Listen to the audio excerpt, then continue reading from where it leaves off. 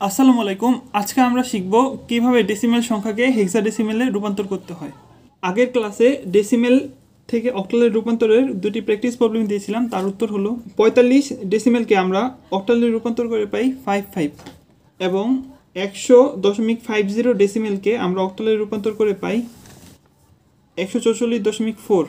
এখানে আমরা দশমিকের আগের সংখ্যাকে 8 দ্বারা ভাগ করেছি এবং দশমিকের পরের সংখ্যাকে 8 দ্বারা গুণ করেছি। এখানে আমরা 0.50কে 8 দ্বারা গুণ করার ফলে 4.00 চলে আসছে, তাই আমরা আর 8 দ্বারা গুণ করব না, তাই এখানে ডাইরেক্ট 4 লিখে দেব। আমরা এখন ডেসিমেল সংখ্যাকে হেক্সাডেসিমেলে রূপান্তর করব। আমরা জানি ডেসিমেল সংখ্যাকে অন্য সংখ্যাকে রূপান্তর করার জন্য তার বেস দিয়ে ভাগ করতে হয়, তাই ডেসিমেল সংখ্যাকে হেক্সাডেসিমেলে রূপান্তরের জন্য আমাদেরকে 16 দ্বারা ভাগ করতে হবে। আমরা এখন 110 যে সংখ্যাটি ডেসিমেলে আছে সেই সংখ্যাকে হেক্সাডেসিমেলে রূপান্তর করব। তার জন্য আমাদেরকে 110কে 16 দ্বারা ভাগ করতে হবে। আমরা 16কে 6 দ্বারা গুণ করে পাই 96 এবং হাতে থাকে 14 যেটি হলো ভাগশেষ, এবং 6কে 16 দ্বারা ভাগ করলে এখানে 0 এবং ভাগশেষ থাকে 6। কিন্তু আমরা হেক্সাডেসিমেলের ক্ষেত্রে 14কে ই দ্বারা রিপ্রেজেন্ট করি, তাই আমরা 14 জায়গায় ই লিখব। সুতরাং 110 যেটি ডেসিমেল ফর্মে আছে এটিকে আমরা হেক্সাডেসিমেলে রূপান্তর করলে আমরা লিখব 6 এবং 14 জায়গায় ই লিখব, কারণ এটি হেক্সাডেসিমেল সংখ্যা এবং বেস হলো 16।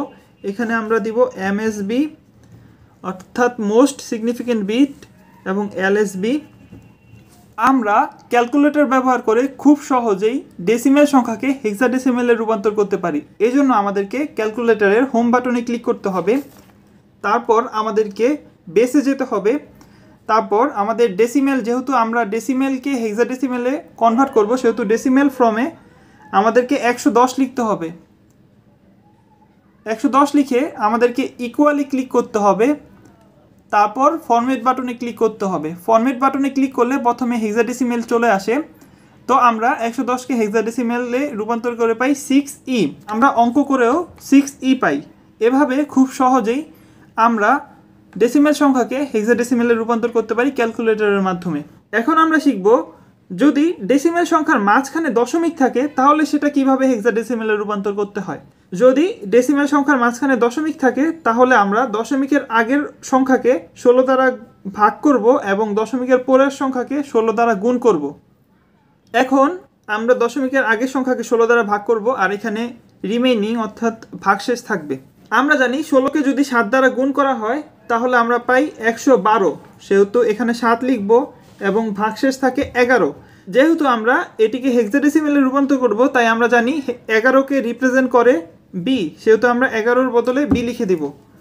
আমরা আবার এটাকে 16 দিয়ে ভাগ করব এবং এখানে 0 এবং ভাগশেষ থাকে 7। তো দশমিকের আগে হেক্সাডেসিমেলে রূপান্তর করে আমরা পাই 7b। দশমিকের পরের অংশ অর্থাৎ 5, 6, 7কে আমরা 16 দ্বারা গুণ করব এবং 16 দ্বারা গুণ করে যে পূর্ণ সংখ্যা পাবো তা আমরা বাম সাইডে লিখব এবং দশমিকের পরের অংশ ডান দিকে লিখব। এবং দশমিকের পরের অংশের ক্ষেত্রে মোস্ট সিগনিফিক্যান্ট বিট অর্থাৎ এমএসবি এটি উপরের থেকে শুরু হয় এবং নিচে থাকে এলএসবি। তো 0.567কে আমরা 16 দ্বারা গুণ করে পাই 9.072। আমরা যদি আবার 9.072কে 16 দ্বারা গুণ করি তাহলে আমরা পাই 1.152। আমরা আবার 1.152কে 16 দ্বারা গুণ করব, তাহলে আমরা পাই 2.432। আমরা আবার 4.32কে 16 দ্বারা গুণ করব, তাহলে আমরা পাই 6.912। এখানে আমরা দশমিকের পরে শূন্য পাচ্ছি না, যেহেতু আমরা বলতে পারি না কতবার গুণ করলে আমরা শূন্য পারবো, সেহেতু আমরা 3 থেকে 4 বার করেই রেখে দেব। এখানে আমরা 4 বার করে ফেলেছি, তাই আমরা আর করব না, পরে ডট ডট দিয়ে দিব।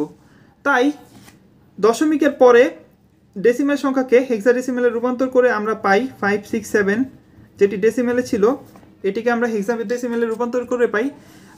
দশমিকের পরে এমএসবি থেকে শুরু হবে অর্থাৎ উপরে থেকে শুরু হবে 9126, তারপর আমরা ডট ডট ডট দিয়ে দিব, কারণ আমরা জানি না কতবার গুণ করলে আমরা দশমিকের পরে শূন্য পাবো, এবং হেক্সাডেসিমেলের জন্য বেস 16।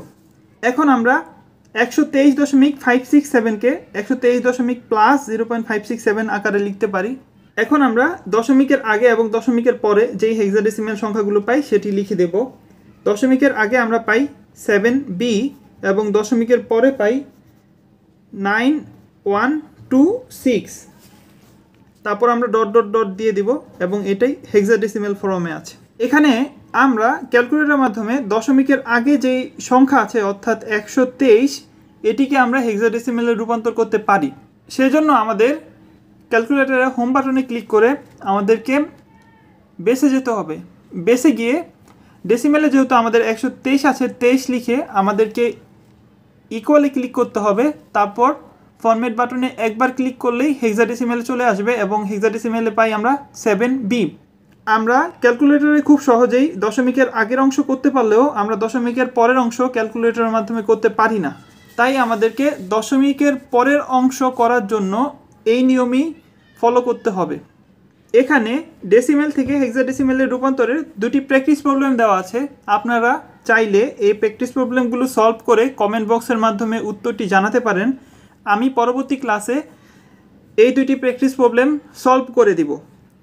আজ এতটুকুই। ভিডিওটি ভালো লাগলে সাবস্ক্রাইব করে দিবেন। ধন্যবাদ।